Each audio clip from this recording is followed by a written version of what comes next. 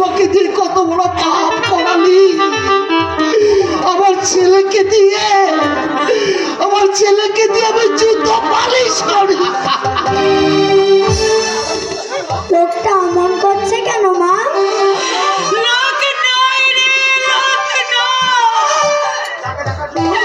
যাকে দেখবার জন্য তুই আমার গলা জড়িয়ে ধরে কাঁদতি, ওরে মানি এই তোর সে বাবা।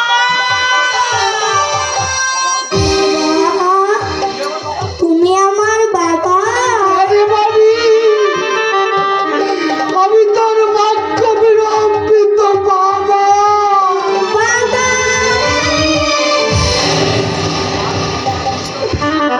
মাকে কতবার প্রশ্ন করেছিলাম, সবার বাবা আছে, আমার কেন বাবা নেই? মা বলতো আছে রে আছে, সময় হলে সে নিশ্চয়ই আসবে। এখন বুঝি তোমার সময় হয়েছে, তাই তুমি এসেছো।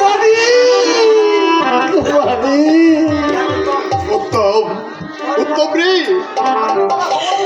পারুলের বাবা খোকনকে গুন্ডাদের মেরে ফেলতে চেয়েছিল।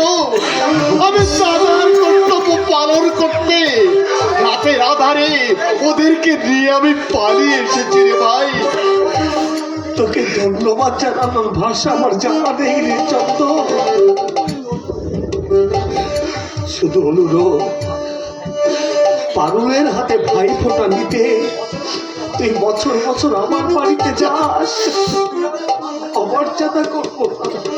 তুমি আমাদের তোমার বাড়িতে নিয়ে যাবে বাবা? আরে বাবা, তুমি খুব বড় লোক না?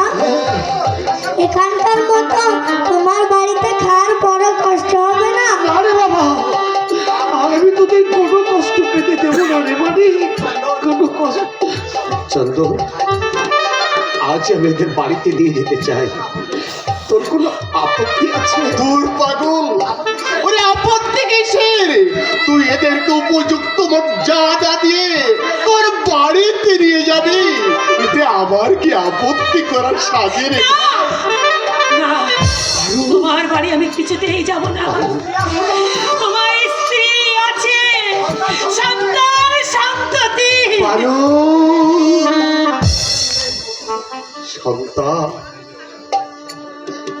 সন্তানের মুখ আজ আমি এই প্রথম দেখলাম। স্ত্রীর কথা বলছো? দুটো স্ত্রী কি পৃথিবীতে কারো নেই?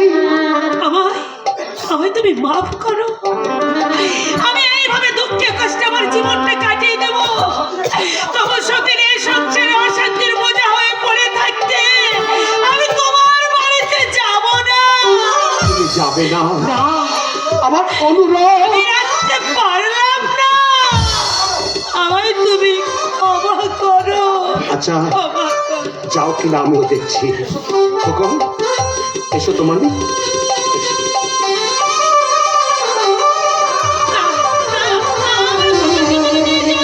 খোকন শুধু তোমার একার নয় পারুল, আমারও একমাত্র সন্তান। হারিয়ে যখন তাকে আমি আবার পেয়েছি, পেয়ে তাকে আমি আর হারাতে পারবো না পারুল, আর হারাতে পারবো না।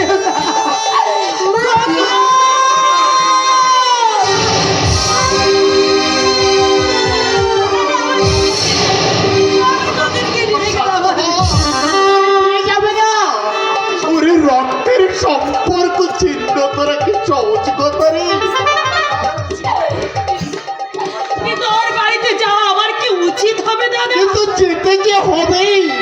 ওরে কৈলাস থেকে মহেশ্বর এসেছেন তার পার্বতীকে নিয়ে যেতে, ওকে তাকে কি ফিরিয়ে দেওয়া চলে রে? চলে না, চলে না। তোমাকে ছেড়ে দূর পাগলি। ওরে স্বামীর ঘরে যেতে হলে মা বাবা আত্মীয় স্বজন সবাইকে ছেড়ে যেতে হয়। মেয়েদের তাতে দুঃখ বেদনা। ওরে যেমন তোকে তোর বাপের বাড়ি থেকে নিয়ে এসেছিলাম, তেমনি আজ তোকে তোর স্বামীর কাছে পৌঁছে দিতে পেরেছি। আজ আমি চলি বোন, আজ আমি দাদা।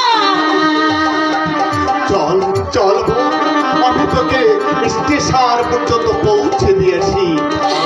দাঁড়াও দাদা,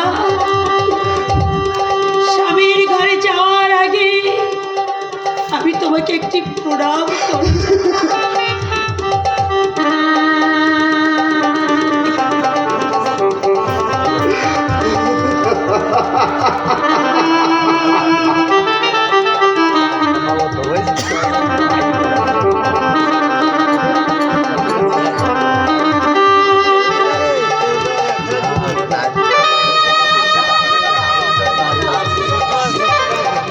তুমি আমাকে আশীর্বাদ করো, এই দুঃখের নদী পেরিয়ে আবার যেন আমাকে দুঃখের সাগরে গিয়ে নাই না রে না, আমি দিন রাত ওই ভগবানের কাছে তোর সুখী জীবন কামনা করবো রে বোন, তোর সুখী জীবন কামনা করবো।